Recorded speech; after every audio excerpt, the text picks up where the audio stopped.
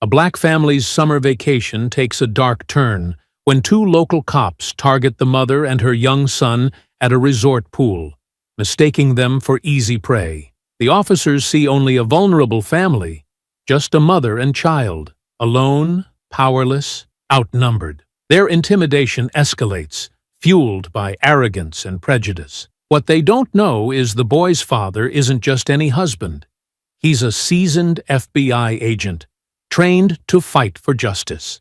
When the threat to his family reaches its peak, he steps in, ready to show these officers exactly what happens when they target the wrong family.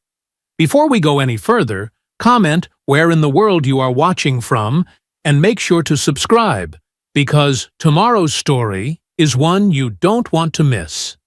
The morning sun filtered through the curtains of the Taylor family home, casting warm patches of light across the living room floor.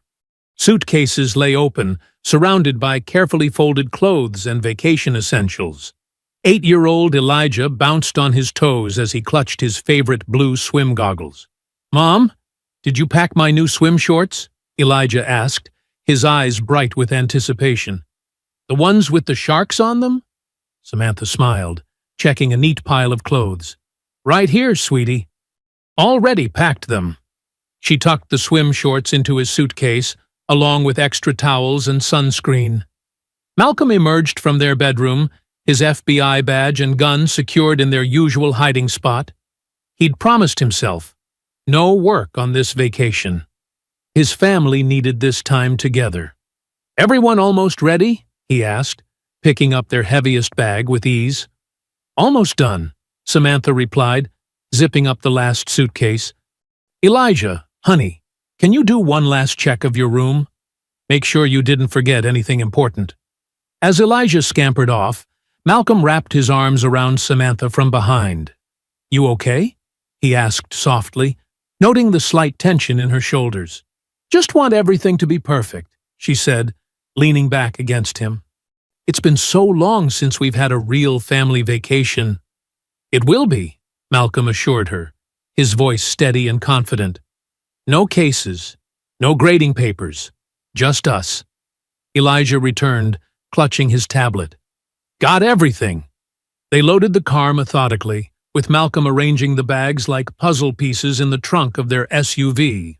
Samantha did one final house check, while Elijah settled into his favorite spot in the back seat, already playing with his tablet. The suburban streets were quiet as they pulled away from their house. Elijah pressed his face against the window, watching their neighborhood fade behind them. "How long until we get there?" he asked, the first of what would likely be many such questions. "About 4 hours, champ," Malcolm answered, adjusting the rearview mirror. "We'll stop for lunch along the way." The highway stretched before them, and Samantha pulled out their carefully planned route. They'd chosen a scenic drive, avoiding the major cities. The car filled with the sound of their favorite road trip playlist, a mix of classic soul, modern pop, and Elijah's cartoon theme songs. 2 hours into their journey, hunger started to set in. They pulled into a small roadside diner, its neon open sign buzzing in the late morning sun. The parking lot was half full, mostly pickup trucks and local plates. As they walked in, the cheerful bell above the door couldn't mask the sudden dip in conversation. Several heads turned, lingering looks following them to their booth. Samantha squeezed Elijah's hand gently, guiding him to sit between her and Malcolm. Their waitress approached, her smile not quite reaching her eyes. "Welcome to Betty's. What can I get y'all to drink?" They ordered sodas for Elijah and themselves, trying to ignore the whispers from nearby tables. Elijah buried his face in the children's menu, his earlier excitement dimming slightly. Malcolm maintained his calm demeanor, though Samantha noticed his jaw tightening. Under the table, she reached for his hand, their fingers intertwining in silent support. "Look, they have chocolate chip pancakes," Samantha said brightly to Elijah, pointing at the menu. His face lit up again, momentarily forgetting the uncomfortable atmosphere. Their food arrived quickly, perhaps too quickly, as if the staff wanted them in and out. They ate their meal, keeping the conversation light and focused on their upcoming vacation plans. "The lake's supposed to be perfect for swimming," Malcolm told Elijah, who perked up at the mention of his favorite activity. "And I heard they have an amazing pool, too." Back on the road, the tension from the diner slowly dissipated. The landscape changed as they drove, suburban sprawl giving way to rolling hills and eventually the promise of lake country. Late afternoon sun painted the sky in warm hues when they finally pulled up to the lakeside resort. The building rose impressively against the waterfront, its windows gleaming. Luxury cars filled the parking lot, and well-dressed guests strolled the manicured grounds. At the front desk, the clerk's professional smile faltered slightly as they approached. Her eyes darted between them and their reservation details. "Welcome to Lakeside Resort," she said, her tone overly formal. "I have your reservation here, Mr. Taylor." Malcolm handed over his credit card and ID, his FBI credentials safely tucked away. They'd agreed. No special treatment, no pulling rank. This was supposed to be a normal family vacation. The clerk's fingers clicked rapidly on her keyboard, her eyes occasionally flicking up to study them. "You're in room 342, she said finally, sliding over their key cards. "Third floor, Lakeview." She paused, adding with practiced politeness, "Please note our pool and facility rules are strictly enforced for all guests." They made their way to their suite, rolling their luggage across plush carpeting. Other guests in the hallway moved to the far side as they passed, polite smiles masking obvious discomfort. Their room was spacious, with large windows overlooking the sparkling lake. Elijah immediately ran to the window, pressing his hands against the glass. "Can we go swimming now?" "Let's unpack first, honey," Samantha said, already organizing their clothes into drawers. Malcolm did a subtle sweep of the room. Old habits died hard, before starting to unpack his own suitcase. After unpacking, they decided to explore the resort grounds. Elijah practically bounced down the hallway, his energy renewed after the long car ride. The resort's elegant interior featured crystal chandeliers and expensive artwork, but Samantha couldn't help noticing how the few other black guests they passed gave them knowing looks of recognition. "Look at the pool!" Elijah pressed his face against the glass windows overlooking the outdoor area. The massive pool sparkled in the evening light, complete with a waterfall feature and connected hot tubs. "Please, can we go swimming now?" "Please?" "Dinner first," Samantha said firmly, though her heart ached at his eager expression. "We need to eat something proper after that lunch at the diner." They toured the rest of the facilities, a well-equipped gym, a spa that Samantha mentally bookmarked, and various sitting areas with stunning lake views. Throughout their walk, they noticed the overwhelming whiteness of both guests and staff. The few employees of color they saw worked primarily in housekeeping or kitchen roles. The hotel restaurant occupied a grand space, with floor-to-ceiling windows facing the lake. A hostess led them to a table, her professional smile never wavering, though her eyes kept darting to other guests' reactions. The white tablecloth gleamed under subtle lighting, and soft jazz played in the background. "The grilled chicken looks good," Samantha said, studying the menu. "Elijah, they have mac and cheese on the kids' menu." "Can I get a chocolate milk too?" Elijah asked, his legs swinging under the table. Malcolm nodded, but his attention had shifted to the bar area. Two men sat there, both wearing casual clothes that couldn't quite hide their law enforcement bearing. One was older, around Malcolm's age, with a weathered face and cold eyes. The younger one beside him carried himself with aggressive confidence.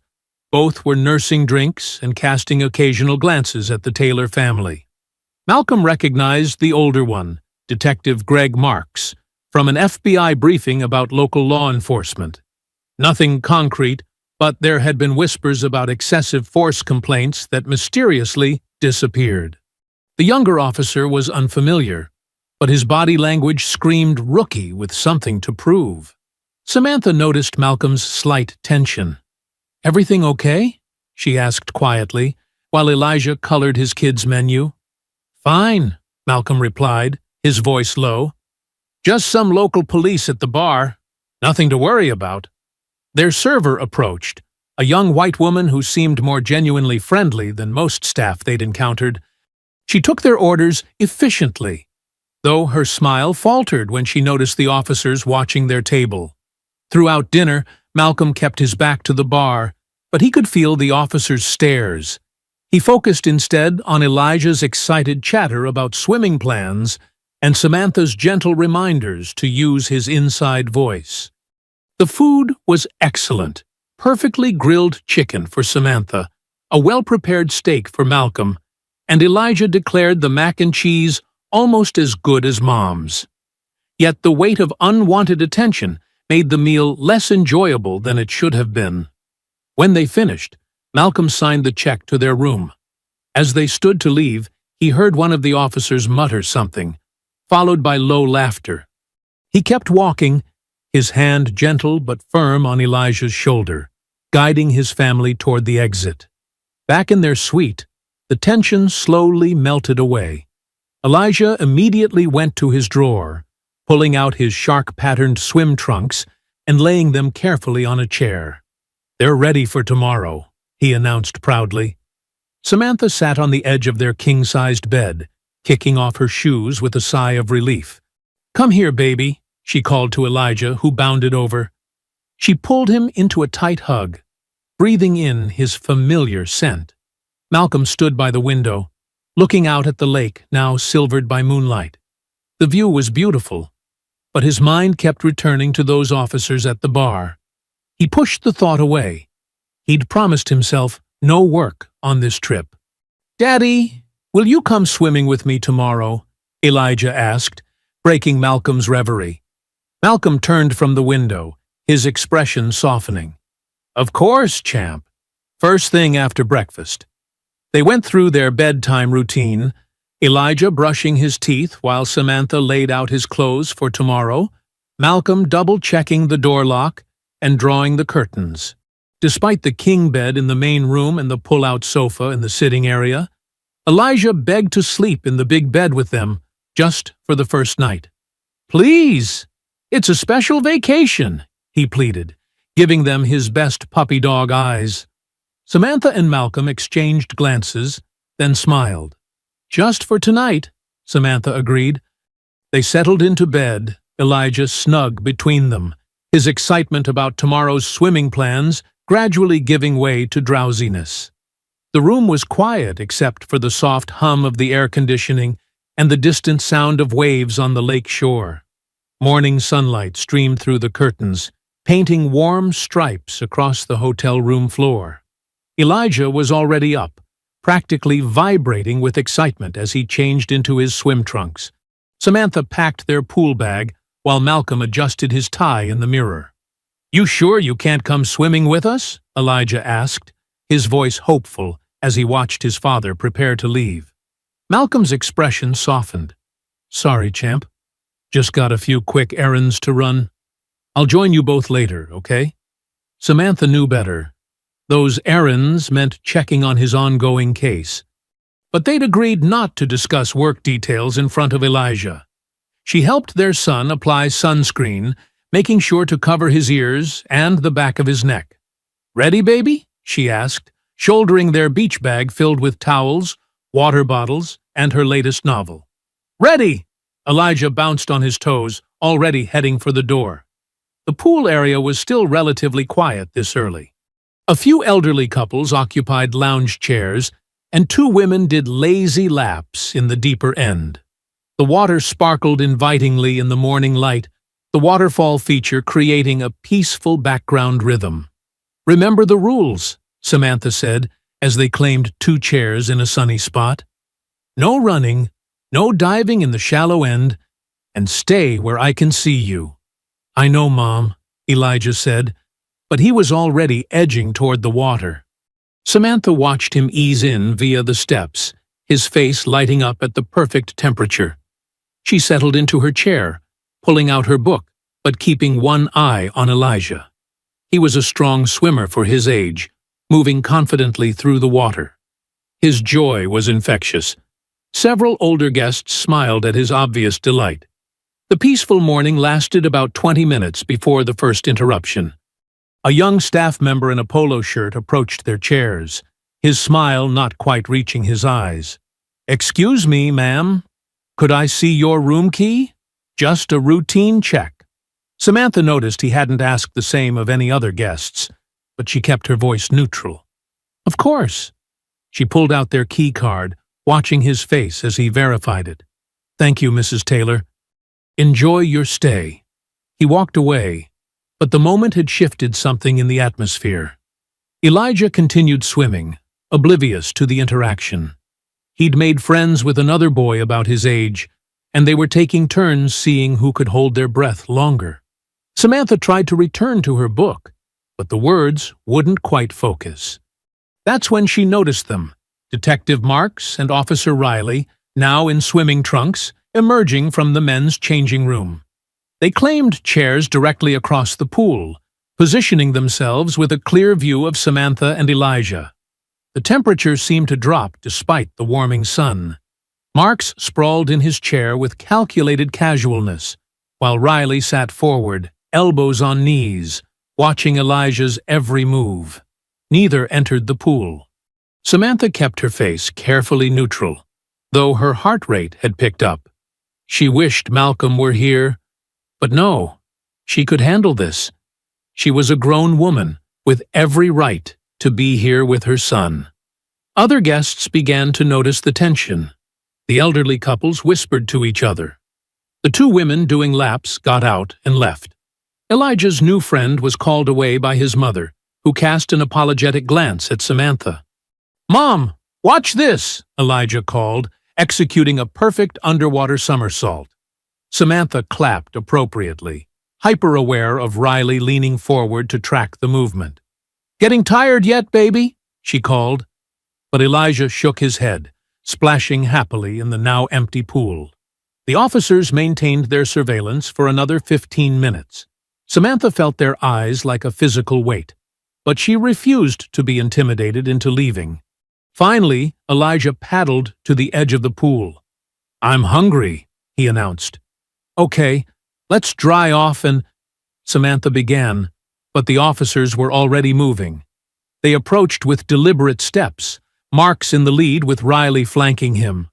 Water dripped from Elijah onto the concrete as he stood close to Samantha's chair, sensing the sudden tension. "Ma'am," Marks said, his tone falsely pleasant, "we're going to need to see some identification." His voice carried across the pool area, drawing everyone's attention. "And your room key," Riley added, rocking slightly on his feet, "just to verify you're supposed to be here." Samantha felt her face grow hot as other guests stared. Elijah pressed against her side, water from his swim trunks soaking into her cover-up. She could feel him trembling slightly. "I already showed my room key to your staff member," she said evenly, though her heart pounded. "Less than an hour ago." "Well, now you can show it to us," Mark said, his smile never reaching his cold eyes. "Along with some ID, unless there's a problem?" Samantha took a deep breath, steadying herself. "I have both right here," she said, reaching for her bag while keeping Elijah close. Her fingers trembled slightly as she pulled out her ID and room key. Marks snatched them from her hand, examining them with exaggerated scrutiny. His lip curled as he read her name. "These could be fake," he declared, loud enough for everyone to hear. "They're not fake," Samantha said firmly, though her heart raced. "As I said, your staff already verified." "Listen here," Riley cut in, stepping closer. His face was red with barely contained anger. "This place is for whites. We've had enough of your kind causing trouble." Gasps rippled through the gathering crowd. Several guests had their phones out, recording the confrontation. Elijah pressed closer to Samantha, his wet body shaking against her side. "My kind?" Samantha's voice rose slightly. "We are paying guests just like everyone else here." Marks's hand shot out, grabbing Samantha's arm roughly. "That's it. You're leaving. Now!" "Don't touch my mom," Elijah cried, clinging to Samantha's other arm.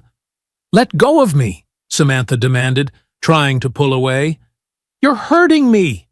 Riley moved behind them, shoving Samantha toward the pool steps.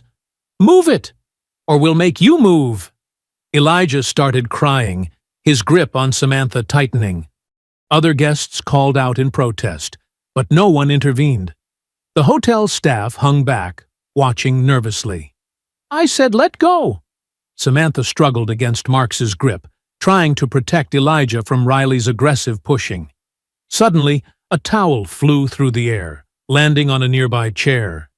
Malcolm appeared, his presence commanding immediate attention. His suit jacket was gone, sleeves rolled up, revealing powerful forearms. "Take your hands off my wife. Now." His voice was low but carried across the now silent pool area. Riley spun around, shoving Malcolm's chest. "Back off! This isn't your business." Malcolm moved with fluid precision, catching Riley's arm and twisting it behind his back in one smooth motion.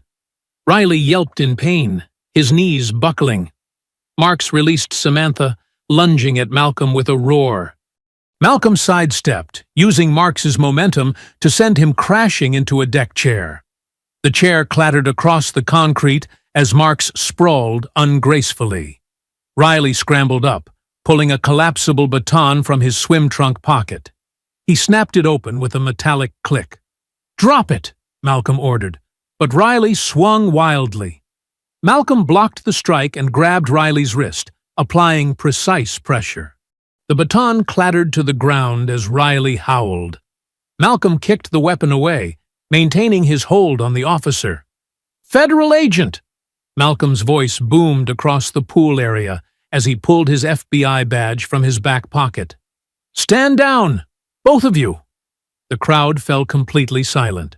Phones recorded everything. Marks froze halfway to his feet, his face draining of color. Riley stopped struggling, his mouth hanging open in shock. Karen Foster, the hotel manager, came running with 2 security guards in tow. She took in the scene, the crying child, the scattered deck chair, the dropped baton, the crowd of recording guests. What's happening here?" she stammered, looking between Malcolm and the officers.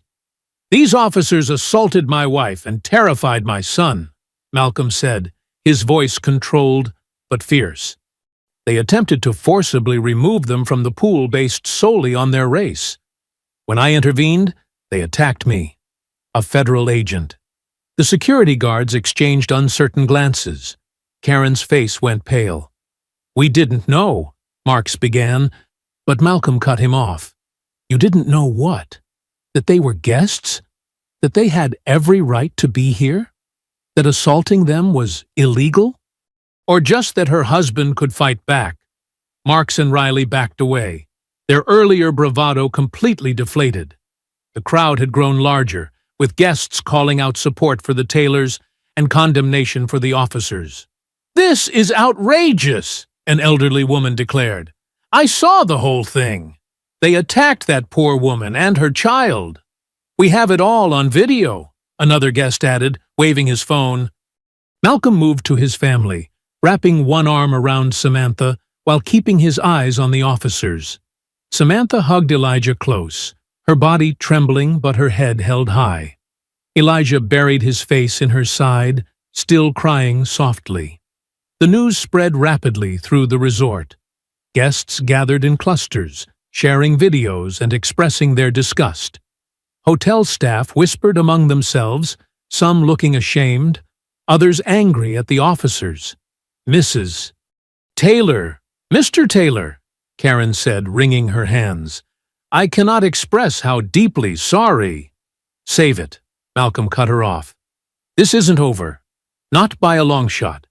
Karen Foster hovered near the Taylors, her professional smile strained. "Please, let me make this right. We'll upgrade you to our lakeside suite immediately, at no extra charge, of course. And all your meals will be complimentary for the duration of your stay." Malcolm kept his arm around Samantha, who was still trembling slightly. "What we want is accountability, not bribes." Of course, Karen nodded quickly. "I've already contacted Chief Evans. He's personally coming to address this situation." "Good," Malcolm said firmly, "because those officers need to face consequences." As they gathered their belongings from the pool area, several guests approached quietly to offer support. "What those officers did was disgraceful," whispered an elderly woman, patting Samantha's arm. "We saw everything. My husband recorded it all." A young couple with children Elijah's age stopped nearby. "We're so sorry this happened," the mother said. "Our kids would love to swim with Elijah tomorrow, if you're comfortable with that." Samantha managed a small smile, grateful for their kindness. "Thank you. That means a lot." In their new suite, spacious and overlooking the lake, Elijah sat close to Samantha on the couch, while Malcolm paced, making phone calls. A knock at the door announced Chief Richard Evans's arrival. The police chief cut an imposing figure in his crisp uniform, but his attempt at a sympathetic expression seemed rehearsed. "Mr. and Mrs. Taylor, I want to personally apologize for the unprofessional conduct of my officers." Malcolm crossed his arms.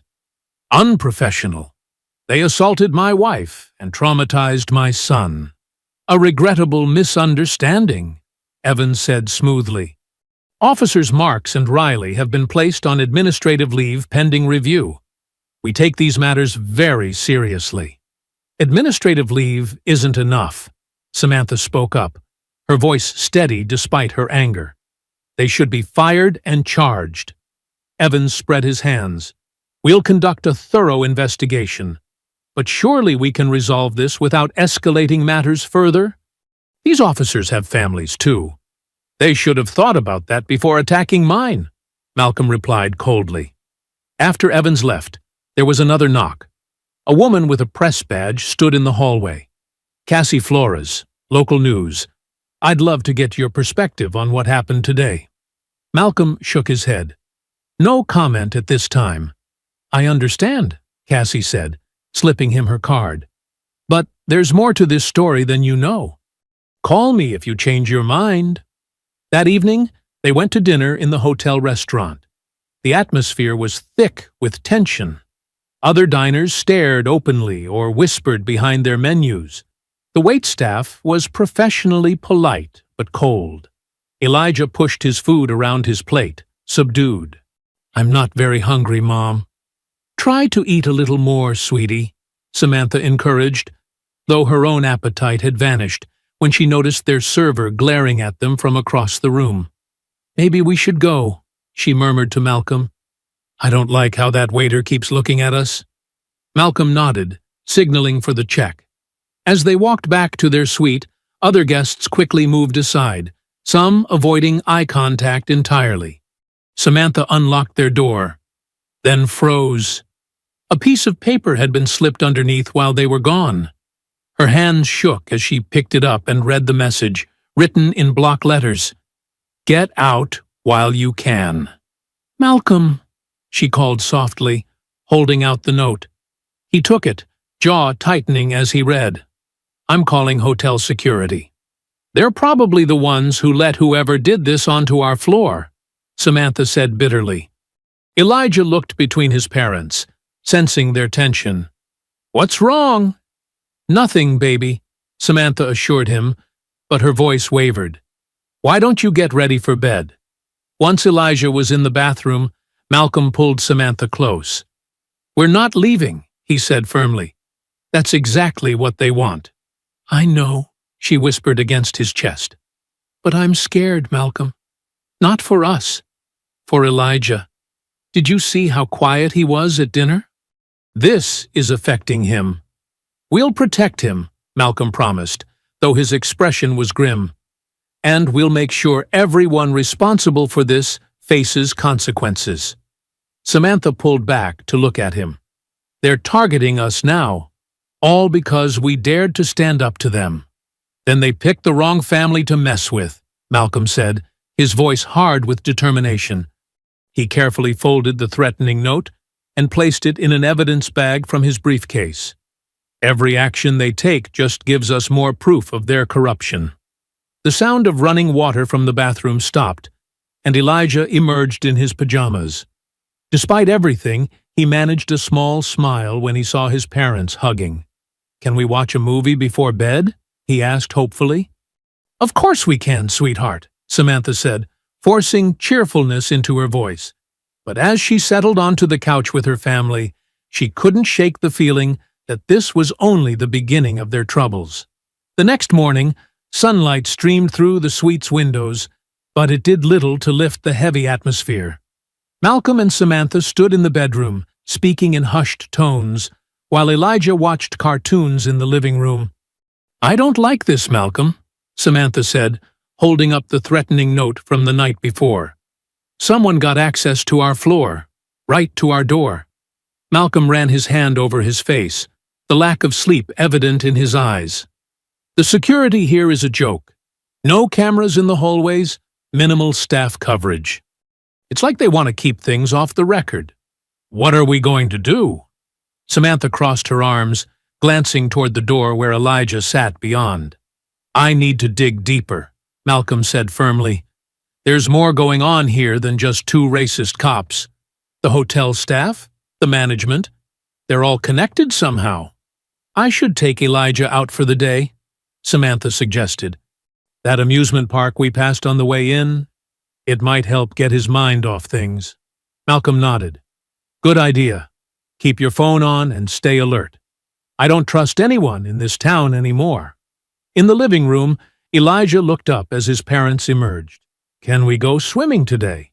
Samantha forced a bright smile. "Actually, honey, I thought we could do something even better. How about that big amusement park we saw?" Elijah's face lit up slightly, though not with his usual enthusiasm. "Really? Can Dad come too?" "Dad has some work to do," Malcolm said, kneeling beside his son. "But you two are going to have an amazing time. Get me one of those giant pretzels, okay?" After Samantha and Elijah left, Malcolm began his investigation. He started at the front desk, asking pointed questions about security protocols and guest access. The young clerk stammered through vague answers before calling for a supervisor. "I'm sorry, sir," the supervisor said stiffly. "Our security measures are confidential. If you have concerns, please speak with management." Malcolm noticed how the staff whispered when they thought he wasn't looking. In the security office, he found locked doors and hostile faces.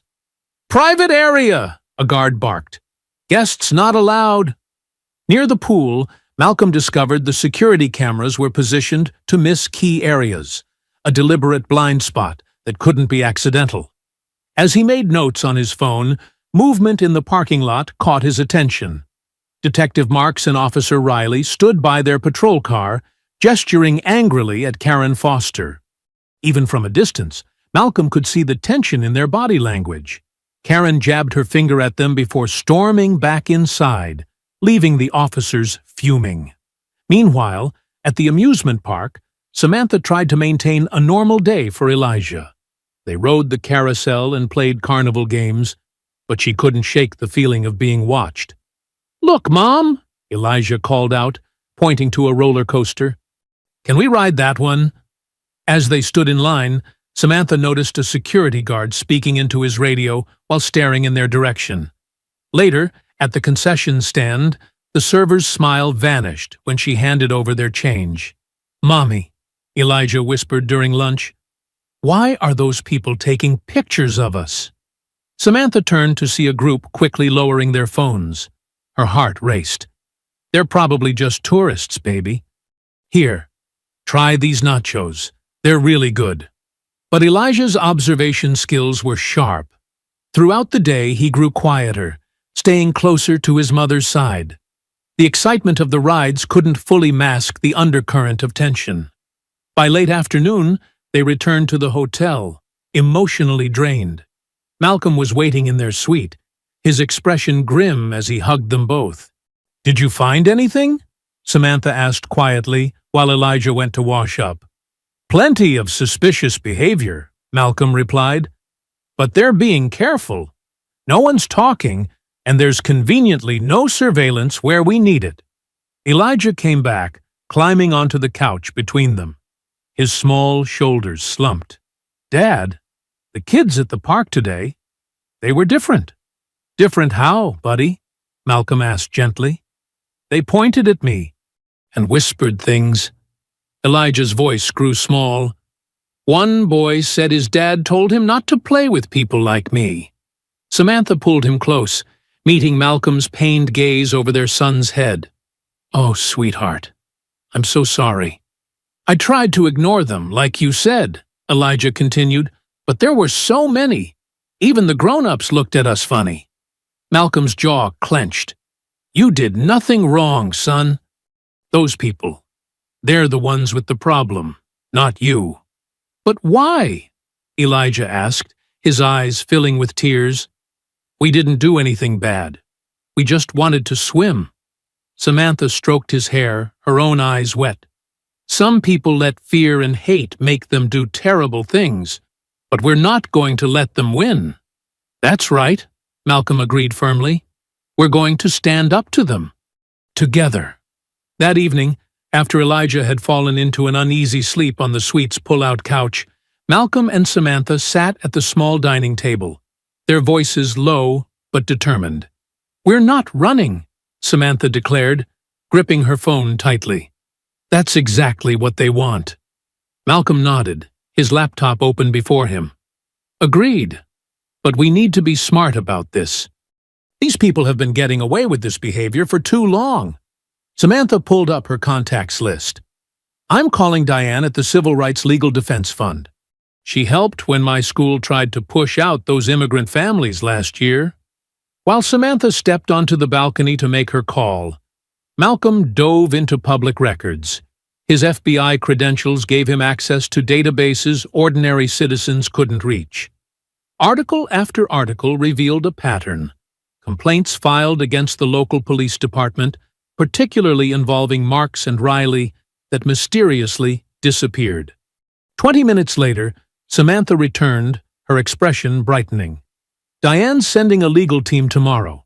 She says we need to document everything and gather witness statements while they're fresh.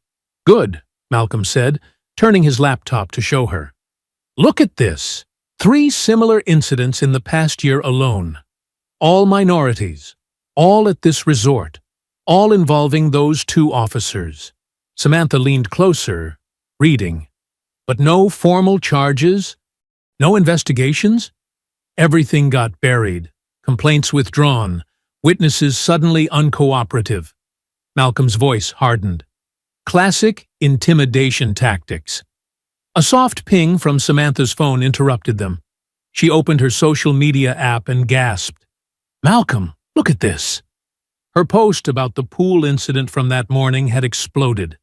Thousands of shares, hundreds of comments. Many expressed outrage and support, while others shared similar experiences. This one, Samantha pointed to a particular comment. From someone named Marcus Williams. He says the same thing happened to his family here last summer. Malcolm read the comment carefully. He left his email. Should we reach out? Already typing? Samantha replied, her fingers flying over the keyboard. Within minutes, Marcus responded. They switched to a private chat, and soon Samantha was on the phone with him, taking notes while Malcolm listened on speaker. They cornered my wife at the pool. Marcus's voice trembled with anger. Said she didn't look like she belonged. When I complained to management, things got ugly. Strange calls at night, police following us around town. What made you finally leave? Samantha asked. They threatened our kids, Marcus replied quietly. Said they knew which school they attended. We couldn't risk it. Malcolm's expression darkened. Did you try reporting it? To who? The local police chief called personally to advise us against making waves. The hotel offered a full refund if we signed an NDA. We just wanted to get our family home safe. After the call ended, Samantha's hands shook slightly. They're monsters, Malcolm. Using their badges to terrorize families. But "They've never dealt with someone who could fight back on their level," Malcolm said, his voice steel-edged. "They're used to intimidating civilians who can't access the same resources." Samantha's phone pinged again. Her post had now been shared by several civil rights organizations. Justice for the Taylors was trending locally. "We need to be careful," Malcolm warned. "The more attention this gets, the more desperate they'll become." "Let them," Samantha said firmly. "The whole world can see what they're doing now." They worked late into the night, Malcolm compiling evidence while Samantha coordinated with online supporters and prepared statements for the legal team's arrival. Around midnight, a small sound made them both freeze. Elijah stood in the bedroom doorway, his eyes wide with fear. "There's someone at the window," he whispered. Malcolm moved instantly, positioning himself between his family and the window while drawing his backup weapon.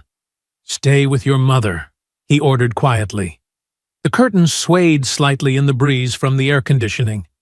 Malcolm approached cautiously, scanning the darkness beyond the glass. The window overlooked a small courtyard, 3 stories below. "I saw a shadow," Elijah insisted, clutching Samantha's hand.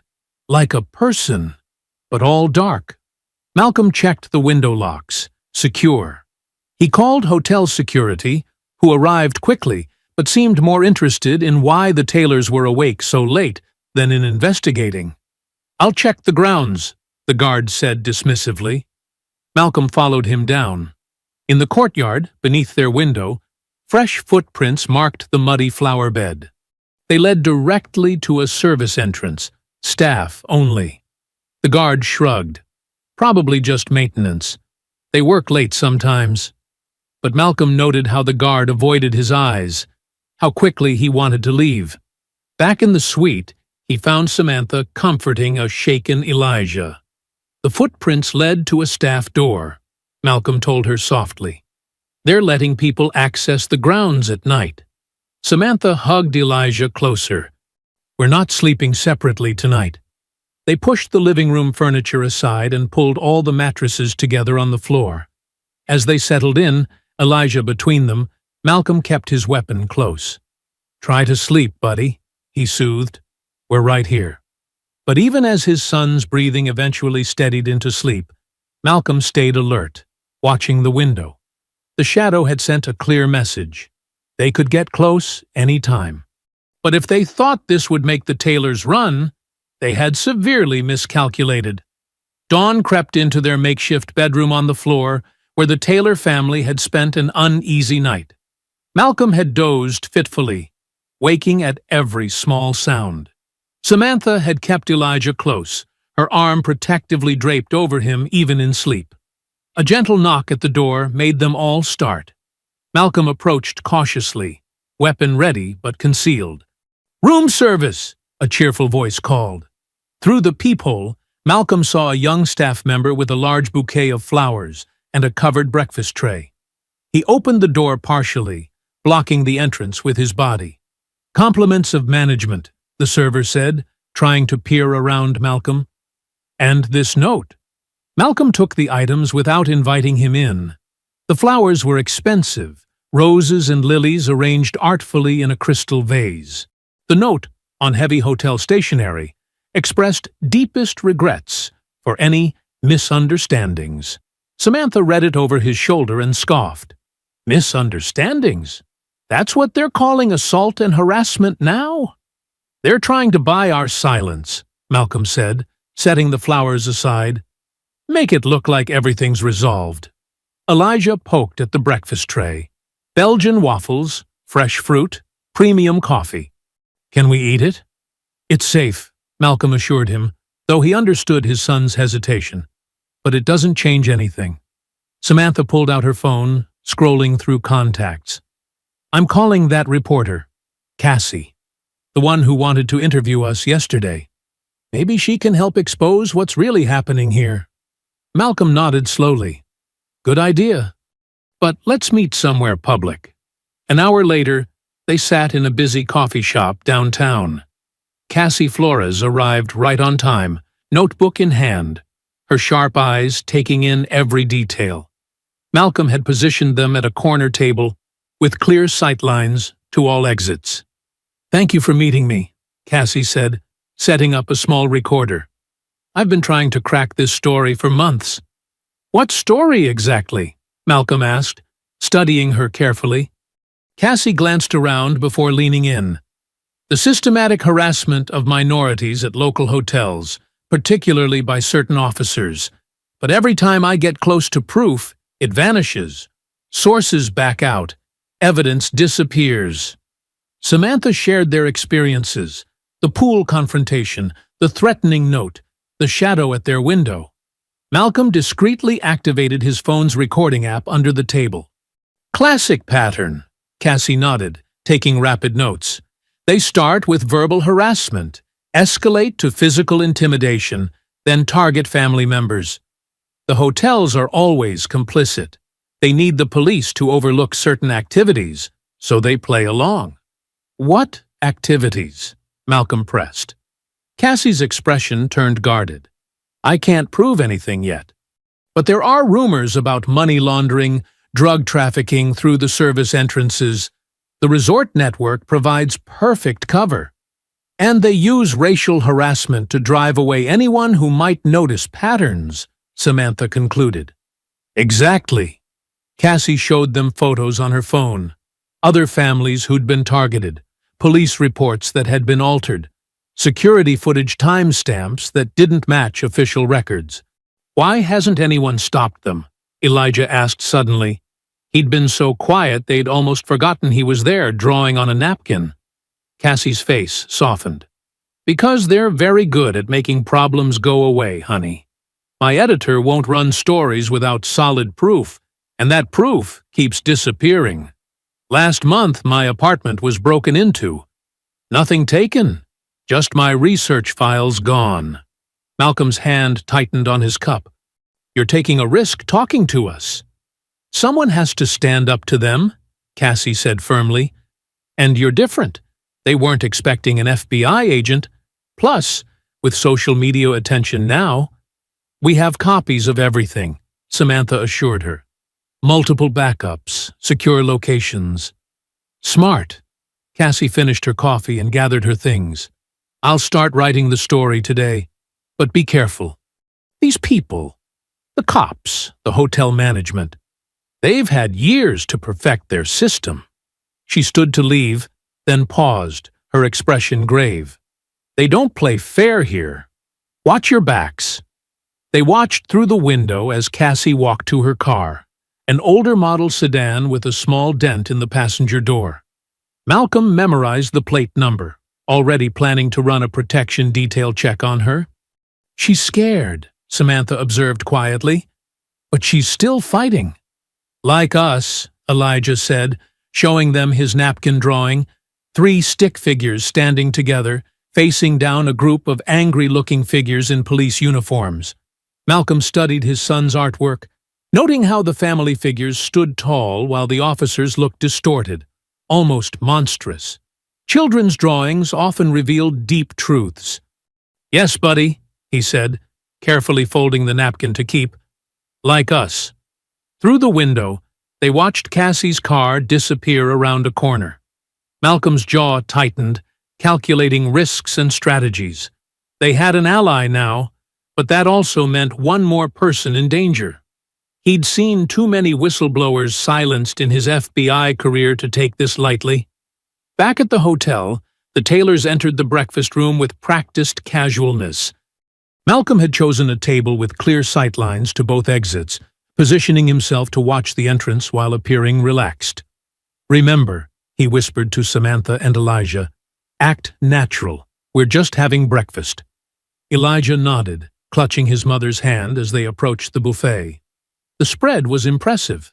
Fresh pastries, made-to-order omelets, fruit platters arranged in rainbow patterns. But the atmosphere felt thick with tension. From his position, Malcolm spotted officers Marks and Riley at their usual corner table, nursing coffee cups and watching the room. Karen Foster, the hotel manager, hovered near the kitchen entrance, speaking in hushed tones with staff members while shooting furtive glances at the Taylors. "Can I get pancakes?" Elijah asked, his voice small but determined to maintain normalcy.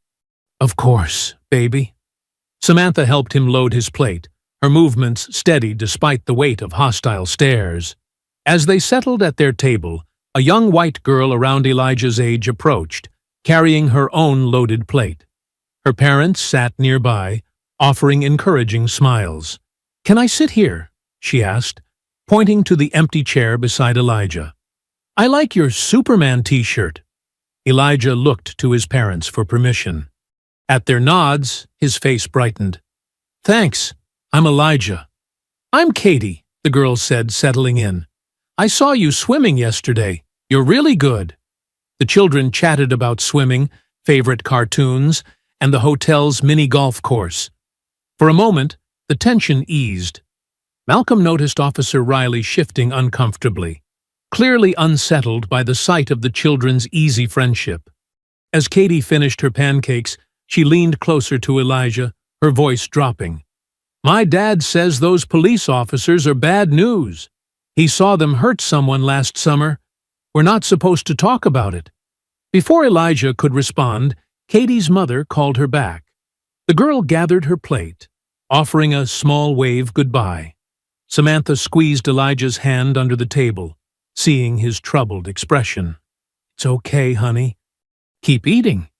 A middle-aged black woman at the next table caught Samantha's eye, giving a subtle nod of understanding. As Samantha went to refill her coffee, the woman followed. "I'm Lorraine," she whispered, pretending to add cream to her cup. "Lorraine Carter. I work at the hospital, but I've lived here all my life. I know those officers." Samantha maintained her casual posture. "I'm Samantha Taylor. My husband's in prison because of them," Lorraine continued, her voice barely audible. "They planted evidence, falsified reports. Been doing it for years, targeting our people. But I've been gathering proof." Samantha's hand trembled slightly as she stirred her coffee. "What kind of proof?" "Security footage from the hospital parking lot. Shows them beating a teenage boy last month, then writing reports claiming he attacked them. I made copies before they could delete it." Lorraine's eyes darted to where the officers sat. "I've been waiting for the right moment, the right people to help expose them." "Why us?" "Because you're already fighting back. And your husband." Lorraine paused. "The FBI connection changes everything. They can't make this disappear so easily. How can we get the footage?" "Meet me in the laundry room in 20 minutes. Basement level. I volunteer here sometimes. They won't question me being there." Back at the table, Samantha whispered the plan to Malcolm. He nodded, already formulating security measures. 20 minutes later, Samantha made her way to the basement laundry room, a basket of clothes as her cover.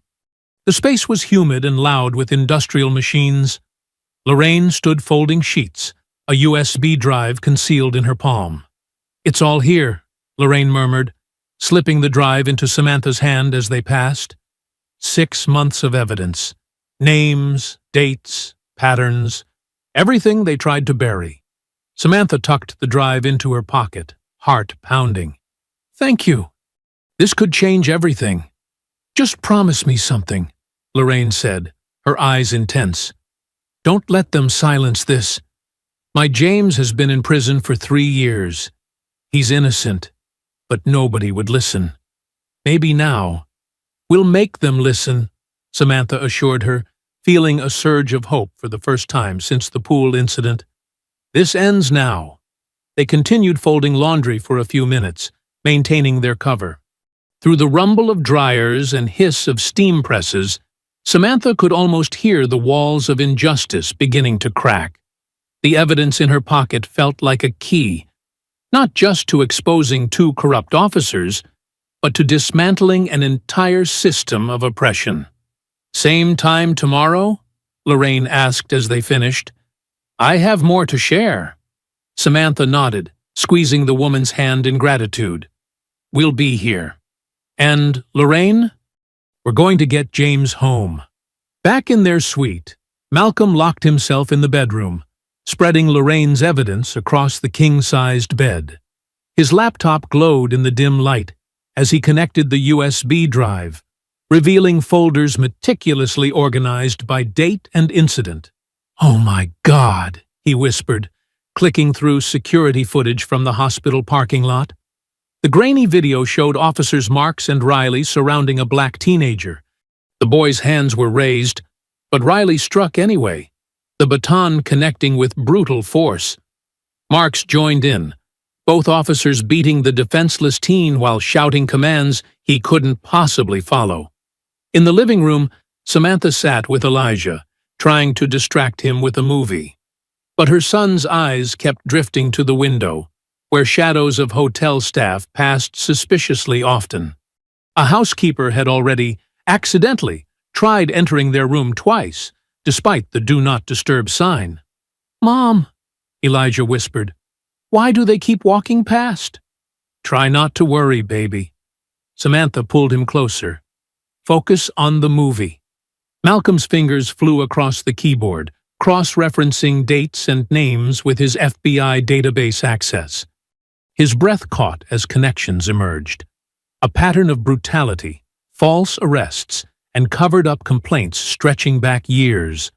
The same names kept appearing. Marks and Riley. "Son of a," Malcolm muttered, recognizing case numbers from his own investigation files. The corrupt officers he'd been sent to investigate were the same ones terrorizing his family. The realization made his stomach turn. A soft knock at the bedroom door. "Malcolm," Samantha called. "We need ice for Elijah's soda." Malcolm secured the laptop and evidence, tucking the USB drive into a hidden pocket. "I'll get it," he said, emerging from the bedroom. "Stay here with Elijah." The hallway felt unnaturally quiet as Malcolm walked toward the ice machine, his FBI training heightening his awareness of every shadow and sound. As he filled the bucket, heavy footsteps approached from behind. "Well, well." "Agent Taylor." Officer Riley's voice dripped with false friendliness. "Fancy meeting you here?" Malcolm turned slowly, maintaining his composure. "Officer Riley, can I help you?" "Just making my rounds." Riley stepped closer, invading Malcolm's space, making sure everyone feels safe. Unknown to either man, Elijah had crept to the suite's door, phone in hand. Through the crack, he steadied his device, recording the confrontation just as his father had taught him about documenting dangerous situations. "Is that a threat, officer?" Malcolm's voice remained calm, but his muscles tensed. "A threat?" Riley's laugh echoed off the walls. "Now why would you think that? I'm just doing my job. Like you're doing yours, investigating good cops, trying to stir up trouble in our town. So you know why I'm here." "We know a lot of things, Agent Taylor." Riley's smile vanished. "Like how federal agents should watch their backs in unfamiliar territory. Accidents happen." Malcolm's phone buzzed in his pocket. Without breaking eye contact with Riley, he retrieved it, reading the anonymous message. "You're in over your head, Agent."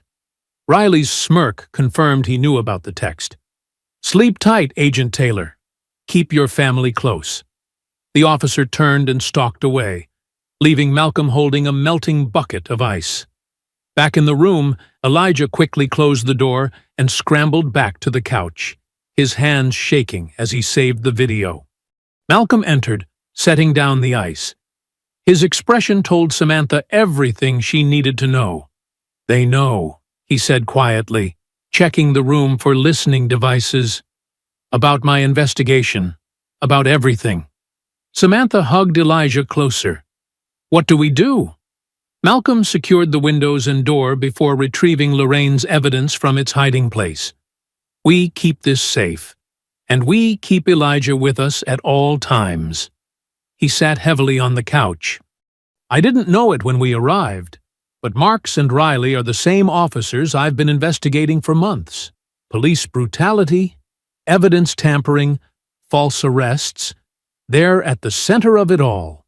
"Dad," Elijah spoke up, his voice small but steady. I recorded Officer Riley threatening you. He held up his phone. Like you taught me about keeping evidence. Malcolm and Samantha exchanged proud but worried looks as they watched their son's recording. The footage was clear, damning.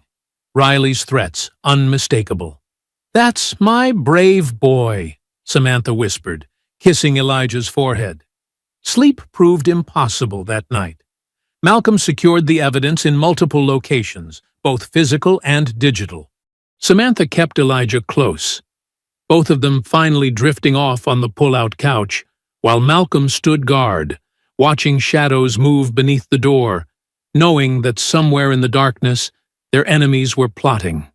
The night stretched endless, filled with footsteps in the hallway and muffled voices outside their window. Malcolm checked his weapon, verified his backup contacts, and prepared himself for whatever tomorrow might bring. But for now, his priority was clear: protect his family, protect the evidence, and make sure justice would finally come to this corrupt town. Malcolm's phone buzzed as he paced the hotel suite. The message made his blood run cold. "Parking lot. Now, or your family pays. Come alone." He glanced at Samantha and Elijah, curled up on the couch watching TV, their faces illuminated by the screen's soft glow. His jaw tightened.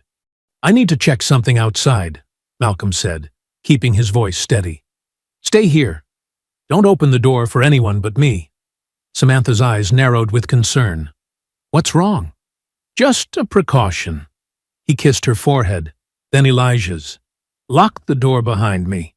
The hallway felt endless as Malcolm walked toward the elevator, his FBI training kicking in. He catalogued escape routes, defensive positions, potential weapons. His service weapon remained locked in the room's safe. Hotel policy. But he didn't need it. His hands were weapon enough.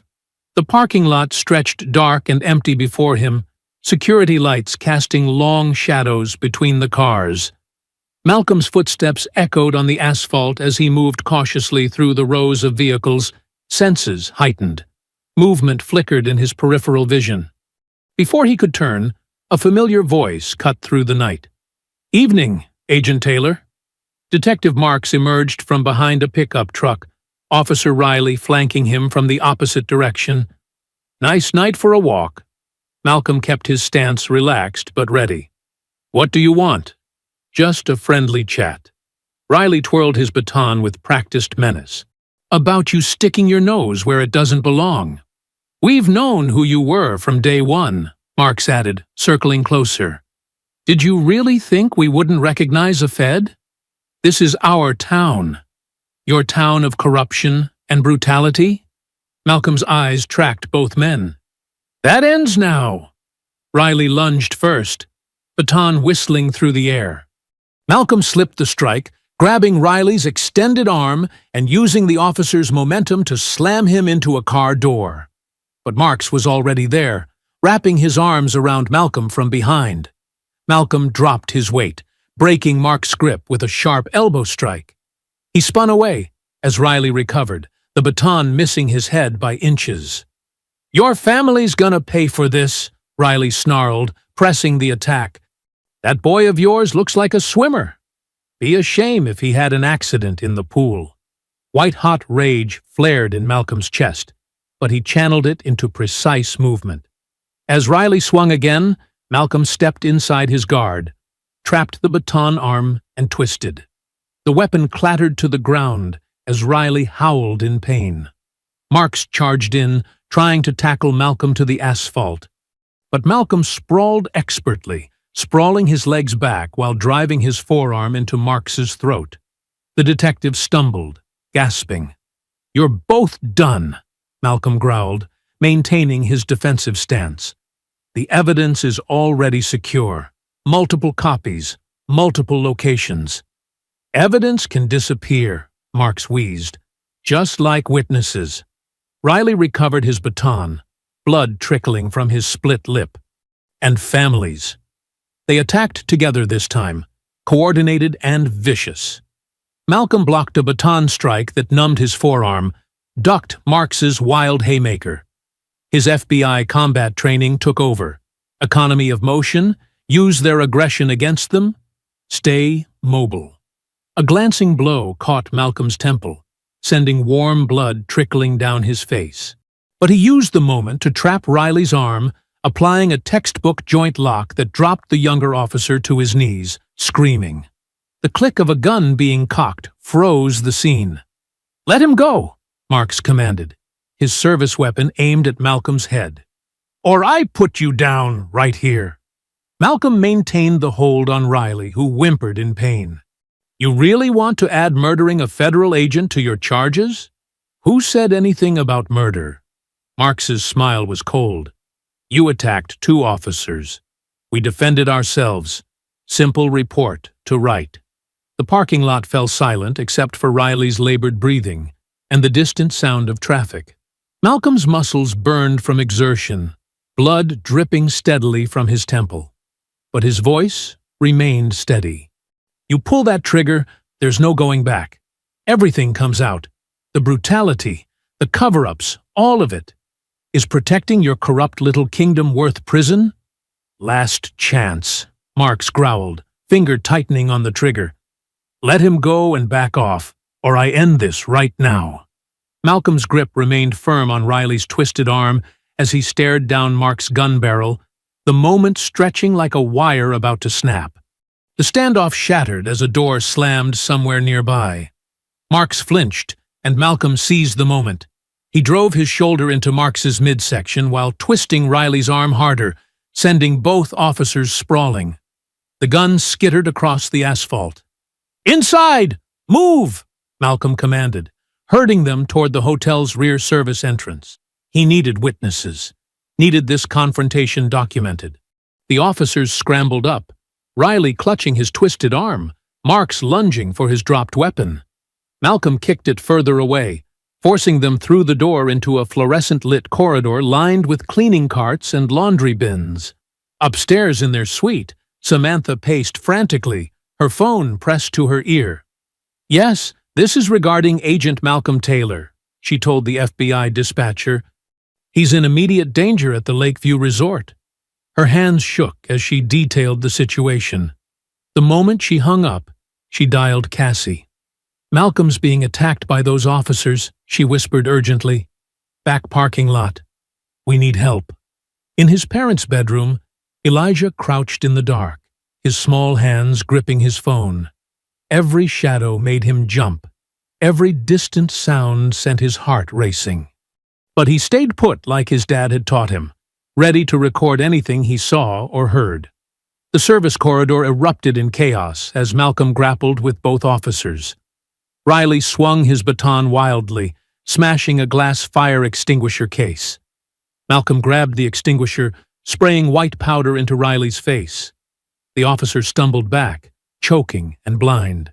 Marks seized a mop from a nearby cart, wielding it like a staff. Malcolm deflected the first swing with his forearm, then trapped the handle against a wall. They struggled for control, muscles straining, until Malcolm drove his knee into Marks's ribs.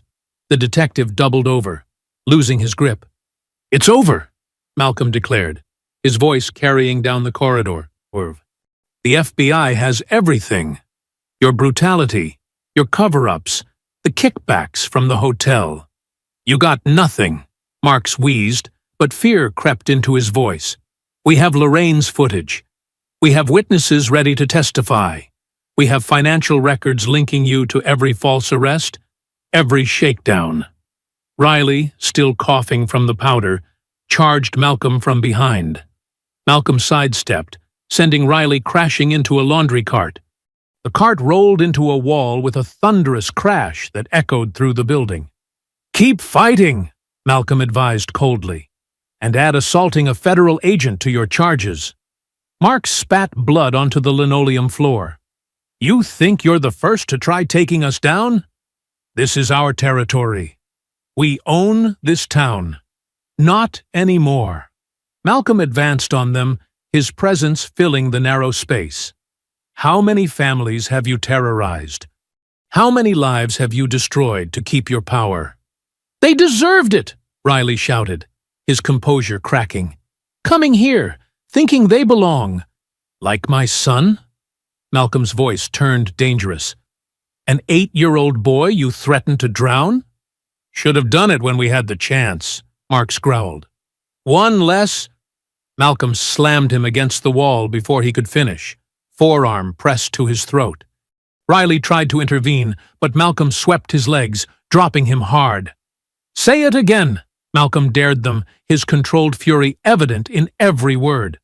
Threaten my family again. Give me a reason. Footsteps pounded down the corridor as hotel security finally responded to the commotion. But Malcolm heard something else, the subtle electronic tone of a recording device. He glanced up to see Samantha at the far end, her phone raised, capturing every word. Your badge won't protect you forever, Marks gasped against the pressure on his throat. No, Malcolm agreed, but your confession will bury you. He increased the pressure slightly. So keep talking. Tell everyone exactly who you are. Riley, sprawled on the floor, broke first. It was Marks's idea. The shakedowns, the false arrests. He organized everything with the hotel manager. Shut up! Marks tried to surge forward, but Malcolm held him firmly. The kickbacks? Malcolm pressed. The evidence you destroyed? Filing cabinet in Marks's garage, Riley babbled. It's all there. Photos, reports, everything. More footsteps approached, multiple sets, heavy and purposeful. Local police burst through one end of the corridor, while FBI agents entered from the other, weapons drawn. Cassie stood behind them, notebook in hand. Federal agents! A familiar voice called out. Everyone freeze! Malcolm maintained his hold on Marks as his FBI colleagues moved in. Perfect timing, he said calmly. These officers were just confessing to a rather extensive criminal conspiracy. The local police looked uncertain, torn between protecting their own and following federal authority. But the FBI agents quickly took control, cuffing both Marks and Riley. You okay, Taylor? His supervisor asked, noting his bloody temple. Malcolm nodded, finally releasing Marks to the custody of his fellow agents. Nothing that won't heal. He looked at Samantha, still recording. Did you get all that? Every word, she confirmed, her voice steady despite her obvious relief. Hotel guests and staff gathered at both ends of the corridor, watching in shocked silence as the two officers were led away in handcuffs. Malcolm heard someone ask, Are those the same cops from the pool incident? The very same, Cassie answered loudly, making sure everyone heard. And now we know why they were so afraid of being exposed. In the hotel's first-floor conference room, an FBI medic dabbed antiseptic on Malcolm's temple, while Samantha held his hand. Elijah sat close by, refusing to leave his father's side. Agents moved efficiently through the space, collecting statements and coordinating with the local police department's internal affairs division. You should get checked at the hospital, Samantha insisted, wincing at the bruising along Malcolm's ribs. Later, Malcolm promised. We need to finish this first. He squeezed her hand, managing a reassuring smile for Elijah. I'm okay, buddy. Just some scrapes. Through the conference room's windows, they could see the growing crowd in the lobby.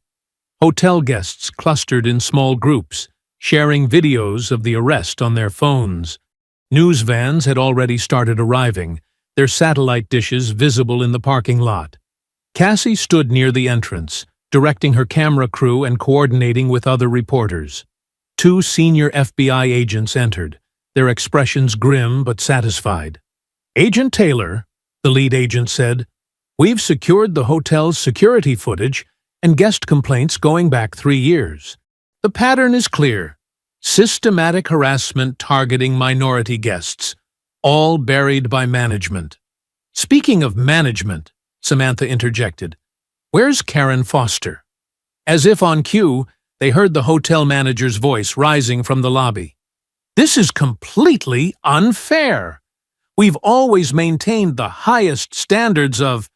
Save it, Karen! Lorraine Carter's voice cut through clearly. She stood surrounded by other community members who had arrived to show support. You knew what those officers were doing. You helped them target families like mine, like the Taylors. The manager's face flushed red. That's absurd. We would never. We have the deleted complaint files, an FBI tech announced, emerging from the hotel's administrative office with a laptop. They were trying to wipe the servers when we arrived, but we recovered everything. Years of buried incidents, all involving Officers Marks and Riley, all dismissed by Ms. Foster personally. Karen Foster's composure cracked. They threatened me, said they'd make trouble for the hotel if I didn't cooperate. And the kickbacks? Malcolm asked, standing despite the medic's protests. The cash payments for keeping quiet? The manager's mouth opened and closed silently. Hotel staff watched from behind the check-in desk, their expressions a mix of shame and relief, as the truth emerged. Elijah tugged at his mother's sleeve. Look, he whispered, pointing to the lobby windows. More people were arriving. Families they'd seen at the pool, local residents, even some of the hotel's housekeeping staff who had been afraid to speak up before. Cassie pushed through the crowd with her camera crew, capturing the scene as federal agents led Karen Foster away for questioning. Ms. Foster, she called out. Any comment on the evidence showing your direct involvement in covering up police brutality at your hotel? The manager ducked her head, hurrying past with an agent on each arm. The crowd parted, some people filming on their phones, others calling out questions or accusations. Agent Taylor, a federal prosecutor announced, entering the conference room, we'll need your family's formal statements, but this is already solid. The confession you obtained, combined with Ms. Carter's evidence and the hotel's records, we're looking at multiple federal civil rights violations. Samantha shared the video from her phone, the officer's threats and admissions playing clearly through the room's speakers. Even the hardened federal agents looked disturbed at the naked racism and brutality in their words. What about the other families? Samantha asked. The ones who were forced to leave? Who were afraid to come forward? We'll find them, the prosecutor assured her. This investigation is just beginning. Your courage in standing up, in gathering evidence, you've given others the strength to speak out too. Through the windows, they could see Lorraine talking to other community members, sharing her own story of persecution. Hotel guests who had witnessed the pool incident joined the group, adding their accounts. The wall of silence was crumbling. Time to get you out of here, Malcolm's supervisor decided. We've arranged secure transport and protection until this settles down. Malcolm nodded, wrapping one arm around Samantha and the other around Elijah. Let's go home. As they emerged from the conference room, the crowd in the lobby fell quiet. Then someone started clapping. The applause spread, growing louder as hotel staff, guests, and local residents joined in. Elijah gripped his parents' hands tightly, walking tall between them. You showed them, Dad, he said proudly. We all did, Malcolm corrected, including Samantha in his gaze. Together. FBI agents formed a protective corridor through the lobby, leading the family toward the exit. People reached out to touch their shoulders, offering words of support and gratitude. The hotel's head of housekeeping, an older black woman who had kept silent for years, pressed a hand to her heart as they passed. Thank you, she whispered. Thank you for not backing down. Cassie's camera captured their exit, broadcasting live as the Taylors emerged into the evening air. The setting sun painted the sky in fierce oranges and purples, a fitting backdrop to their victory. More supporters waited outside, holding hastily made signs demanding justice and reform. This isn't over, Samantha said quietly as they approached their FBI escort vehicle. No, Malcolm agreed, watching another police car arrive with internal affairs investigators. But it's a start. A real start. In the stark fluorescent light of the FBI field office's main conference room, Malcolm stood before a panel of federal prosecutors and Department of Justice officials. His bruises had faded to yellowish patches, but his presence commanded attention. Behind him, a screen displayed photos, documents, and video evidence spanning years of systematic abuse. The pattern was clear, Malcolm explained, gesturing to a timeline of incidents. Officers Marks and Riley specifically targeted minority guests at the resort, but it went deeper than simple harassment. They'd created an intricate system of intimidation and cover-ups, with hotel manager Karen Foster's full cooperation. The lead prosecutor, Sarah Chen, leaned forward. And the financial angle? Malcolm clicked to the next slide, showing bank records. Monthly payments from the hotel's discretionary fund to both officers, disguised as security consulting fees. In exchange, they'd ensure complaints disappeared and victims left town quickly.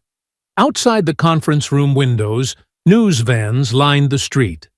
Reporters had been camped out since dawn, their cameras ready for any official statement. The story had exploded across national media, with major networks picking up the footage of Malcolm's confrontation with the officers. The scope of victims is larger than initially estimated, Malcolm continued. Ms. Lorraine Carter's documentation proved invaluable. She'd been quietly collecting evidence for years after her husband's wrongful imprisonment. 23 families have come forward so far, each with similar experiences of harassment, threats, and forced departures.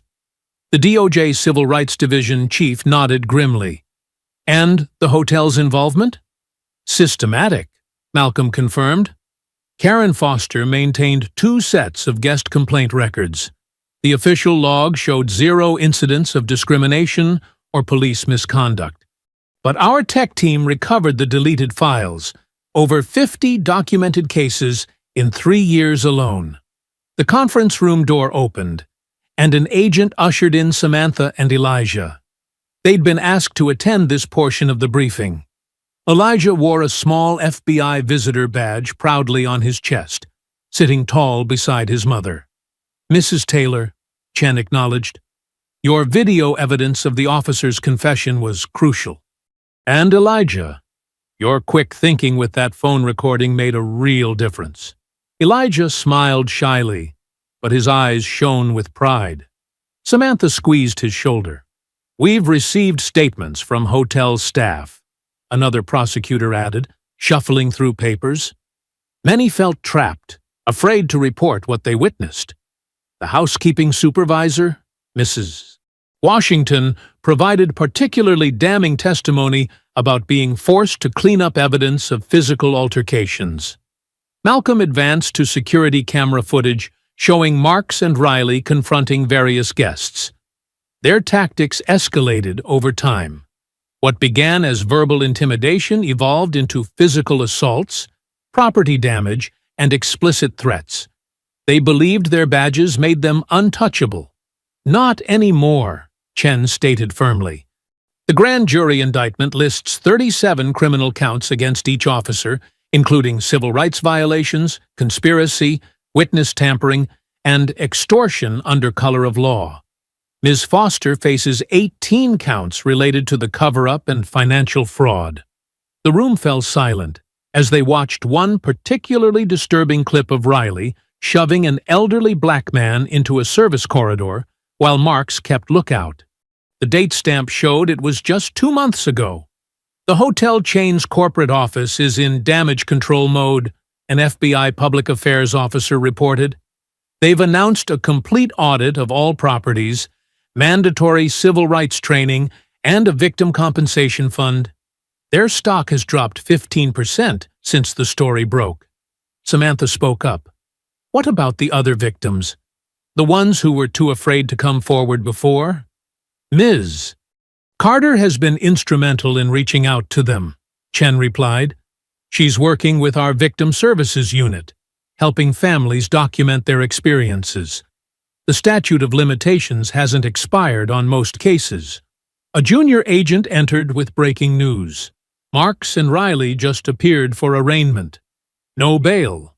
The judge cited flight risk and danger to the community. They're being transported to federal custody now. Scattered applause broke out in the room. Malcolm noticed Elijah watching him intently and gave his son a reassuring wink. "Agent Taylor," the FBI deputy director's voice came through the conference room speaker. "Your actions exemplified the highest standards of the Bureau. You maintained your cover despite personal risk, gathered crucial evidence, and protected both your family and the public. The Office of Professional Responsibility has reviewed the incident and fully commends your conduct." Malcolm nodded respectfully. "Thank you, sir. But I had help." He looked at Samantha and Elijah. "My family showed real courage. They refused to be victims." "Indeed," the deputy director agreed. "Mrs. Taylor, your social media posts helped break the wall of silence. And young man, that phone video you took was very brave. You might have a future in law enforcement." Elijah beamed. Samantha wiped away a proud tear. The briefing concluded with a detailed review of new oversight measures being implemented at the local police department. Federal monitors would oversee hiring, training, and complaint investigations for at least 5 years. The hotel would operate under a consent decree, with regular civil rights audits and mandatory reporting of any police interactions with guests. As the officials filed out, many stopped to shake hands with the Taylors. Lorraine Carter waited in the hallway, surrounded by other families finally ready to tell their stories. The wall of silence had crumbled, replaced by determined voices demanding accountability. 2 weeks after the dramatic events at the resort, Malcolm sat at the kitchen table in their suburban home, sipping coffee and reading the morning paper. The headlines were bold. "Federal oversight begins at troubled police department," and "Hotel chain announces sweeping anti-discrimination reforms." Samantha leaned over his shoulder, still in her teaching clothes. "They're actually following through," she said, pointing to a photo of federal monitors entering the police station. "Lorraine texted me. They're reviewing every case Marks and Riley touched." "About time," Malcolm nodded, his bruises now barely visible. The FBI's Internal Affairs Division found 15 more complaints buried in their personnel files, dating back years. The morning sun streamed through their kitchen window, warming the familiar space that felt different now. Safer, somehow. Their ordeal had changed them, but not in the way their attackers intended. They were stronger. Elijah bounded down the stairs in his school uniform, clutching a paper. "Mom! Dad! Look what Ms. Rodriguez gave me!" He proudly displayed a certificate from his elementary school, recognizing his outstanding courage and quick thinking. Samantha hugged him close. "That's wonderful, honey. We're so proud of you." "The whole school knows what happened," Elijah said, pouring cereal. "Kids keep asking me to show them how to record videos secretly. Even Tommy Williams. He used to never talk to me." Malcolm exchanged a look with Samantha. Their son was processing the experience in his own way, finding confidence instead of fear. "Speaking of recognition," Malcolm said, pulling an envelope from his briefcase. "The FBI director wants us at headquarters next week. They're giving me the Distinguished Service Award." "Malcolm, that's amazing!" Samantha exclaimed. "It's not just for me," he explained. "They want to honor our whole family. And Lorraine will be there too. They're acknowledging her years of documentation that helped break the case." The doorbell rang. It was a delivery. Flowers and a card from Samantha's school district. The superintendent had publicly praised her courage, using their story in anti-discrimination training. Her students had created a wall of supportive messages in her classroom. "Did you see the latest about Karen Foster?" Samantha asked, arranging the flowers. "She's cooperating with prosecutors now. Turned over years of hidden records, not just from our hotel, but 3 others where she worked before." Malcolm nodded grimly.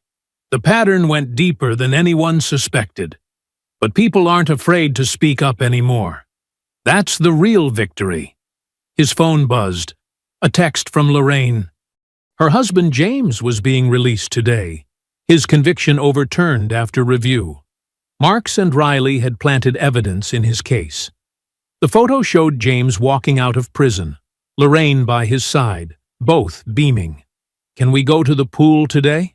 Elijah asked hopefully. "Coach says I missed too much practice." Samantha hesitated for just a moment, then smiled. "Of course we can, sweetie." In fact, she pulled out her phone, sending quick texts. "Let's make it a celebration." That afternoon, they arrived at their local community pool to find friends and supporters waiting.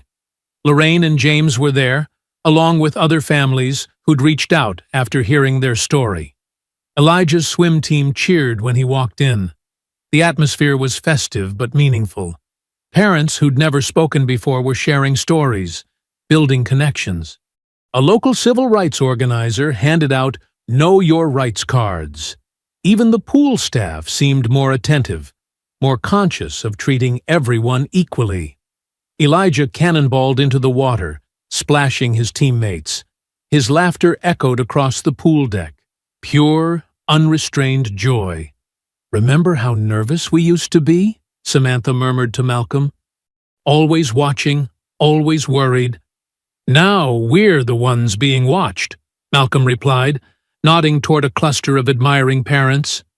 "But for the right reasons." They found seats by the water, surrounded by their growing community. James Carter stopped by, still adjusting to freedom, but eager to thank them. "What you did gave us all courage," he said quietly. "Made people believe justice was possible." A splash war erupted in the pool, kids of all backgrounds playing together, while parents chatted easily on the deck. The fear and tension that had once haunted such spaces was dissolving, replaced by something stronger: solidarity. "Look at him go," Samantha said proudly, as Elijah raced another boy across the pool. Their son moved through the water with confident strokes, no longer glancing around nervously or staying close to the edges. Malcolm squeezed her hand. He's not the only one who's stronger now. They watched as Lorraine introduced James to other families, their story inspiring more people to come forward. The local news had reported that 5 more wrongfully convicted men were having their cases reviewed. The ripples of change kept spreading. The late afternoon sun sparkled on the pool water, creating dancing patterns of light. Children's laughter mixed with adult conversation, creating a soundtrack of community healing. Here, in this moment, the Taylors could see the real impact of their stand for justice, not just in headlines or courtrooms, but in the simple freedom to enjoy a summer day at the pool, surrounded by friends who'd become allies. I hope you enjoyed that story. Please share it with your friends and subscribe so that you do not miss out on the next one. In the meantime, I have handpicked 2 stories for you that I think you will enjoy. Have a great day.